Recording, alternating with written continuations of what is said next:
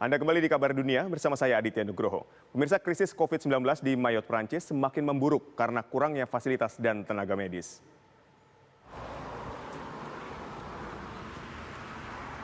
Selain keterbatasan perangkat medis, Mayotte juga dihadapkan pada permasalahan tingginya harga masker serta krisis air bersih. Sejumlah rumah sakit di Mayotte kini dipadati oleh pasien COVID-19. Kepulauan Mayotte yang berlokasi di antara Madagaskar dan Mozambik adalah negara termiskin yang menjadi bagian Uni Eropa dan yang terakhir menerima bantuan vaksin COVID-19.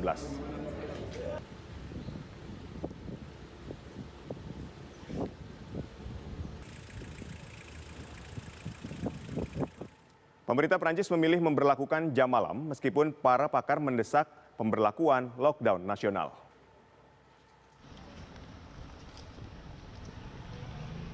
Polisi menggelar razia terhadap toko-toko dan restoran yang masih nekat buka pada malam hari. Prancis memberlakukan jam malam untuk menekan penyebaran COVID-19.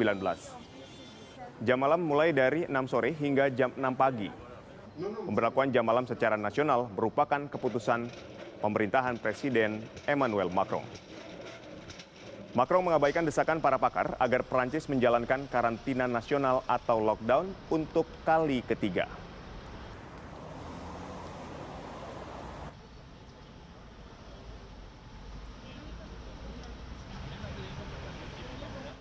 Untuk mengetahui bagaimana kondisi penerapan jam malam di Paris, Prancis, kita sudah terhubung dengan Winda Irawan, warga negara Indonesia yang berada di Paris, Prancis. Selamat malam waktu Indonesia, Winda. Ya, selamat malam waktu Indonesia, Aditya. Baik, Winda, bagaimana penerapan jam malam di Prancis untuk menekan tingginya tingkat atau lonjakan pandemi COVID-19 ini? Ya, memang saat ini pemerintah telah memberlakukan jam malam bagi wilayah metropolitan Prancis. Seperti saat ini saya tengah berada di Paris, Prancis, dan saat ini pukul 6.30, ini semuanya memang harus sudah ada di rumah sejak pukul 6 sore.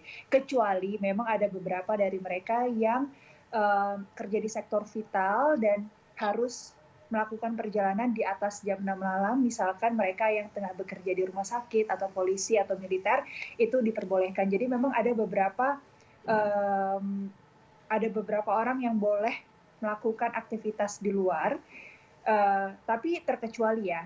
Seperti tadi, orang bekerja di sektor vital, ada juga misalkan saya memiliki janji ketemu sama dokter yang memang sudah tidak bisa diganti, dan itu janjinya itu di atas jam 6 malam boleh juga, atau kami yang memiliki hewan peliharaan.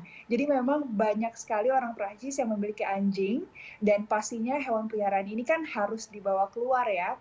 Nah itu kalau harus dibawa keluar di atas jam 6 sore, itu nggak apa-apa, boleh, tapi harus masih di sekitaran 1 kilometer di sekitaran rumah, begitu.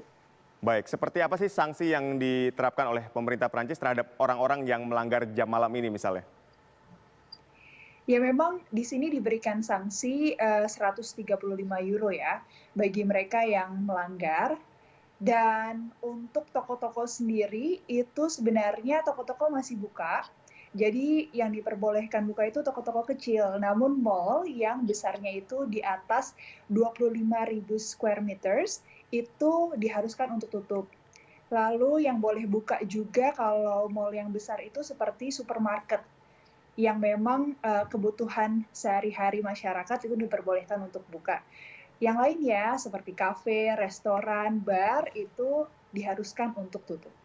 Baik, tapi Anda melihat bagaimana kesadaran warga Prancis sendiri terhadap penerapan dari protokol kesehatan, misalnya seperti pemakaian masker atau menjaga jarak atau tidak berkerumun lah. Sini seperti apa sih kesadaran warga Prancis sendiri? Ya pasti setiap individu berbeda ya. Ada yang taat, ada yang nggak taat juga. Beberapa waktu yang lalu juga saya sempat membaca ada juga memang beberapa yang tidak taat dan akhirnya diberikan sanksi oleh pemerintah Prancis ataupun penegak hukum. Nah itu ya ada juga gitu. Baik, yang menarik kan Jadi Presiden... memang beda-beda kan setiap individu. Ada yang taat, ada yang nggak taat. Ya, yang menarik ini kan Presiden Emmanuel Macron ini justru lebih memilih memberlakukan jam malam ketimbang lockdown nasional. Apa yang menjadi dasar? Padahal pakar di sana menyatakan bahwa ini harusnya lockdown nasional nih untuk menekan angka COVID-19. Mmm, Mungkin itu bisa ditanyakan ke pakar ekonomi sendiri ya, cuman kenapa diberlakukan jam malam, setahu saya karena kemarin itu kan lockdown memang sudah dibuka, tapi tidak ada jam malam. Jadi banyak sekali, warga di Perancis ini melakukan karena memang, kafe nggak buka, restoran nggak buka, jadi mereka undang makan malam teman-teman. Jadi kita rame-rame kita makan malam di rumah. Nah, itu yang akhirnya menjadikan kluster-kluster kecil yang menjadikan tempat penyebaran coronavirus. Nah, Baik, ini adalah salah satu aktivitas yang bisa dikurangi dengan diberlakukannya jam malam. Jadi sekarang udah nggak ada lagi orang-orang makan malam bareng-bareng teman atau keluarga di rumah. Itu sih salah satunya yang menurut saya benar-benar berpengaruh sekali dan saya lihat langsung teman-teman, keluarga yang biasanya melakukan hal tersebut jadi ya nggak bisa lagi dan itu jadi memang membatasi sekali dan apa ya hal untuk memang benar-benar mengurangi penyebaran coronavirus itu. artinya jam malam ini memang merupakan salah satu opsi terbaik lah ya untuk mengurangi warga Prancis untuk berkerumun seperti itu ya. Betul sekali dan karena memang pada saat dilakukannya lockdown banyak sekali orang-orang yang memiliki usaha kecil mereka protes. Mereka jadi kalau lockdown kan banyak sekali beberapa usaha yang nggak bisa buka dan ya customer juga berkurang. Dengan memberlakukan jam malam ya toko tetap buka, ada beberapa apa ya, ya membantu beberapa orang yang punya usaha tetap survive gitu. Baik. Lalu bagaimana dengan vaksinasi yang diberlakukan oleh pemerintah Prancis? Ya memang berbeda dengan di Indonesia ya. Kalau di Indonesia kalau nggak salah itu kan yang diprioritaskan orang-orang yang mempunyai umur produktif ya.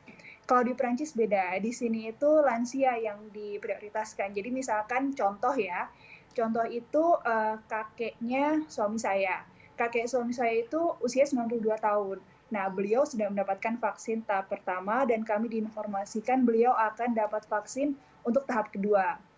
Lalu mertua saya yang usianya 62 tahun dan juga 65 tahun, mereka masih menunggu vaksin. Mereka sudah mendaftar, tapi karena memang vaksinnya itu di kota tersebut udah habis, jadi lagi nunggu gelombang berikutnya. Baik. Sementara itu untuk WNI yang tinggal di Paris, Prancis sendiri atau tinggal di Prancis ini seperti apa? Apakah juga nanti akan mendapatkan giliran untuk divaksinasi di sana? Kalau untuk mendapatkan giliran vaksin itu tidak berdasarkan atas warga negara ya.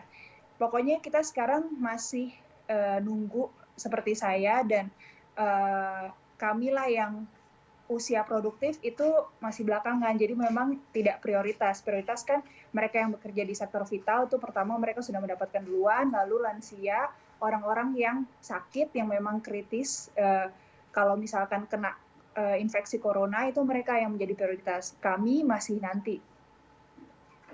Baik.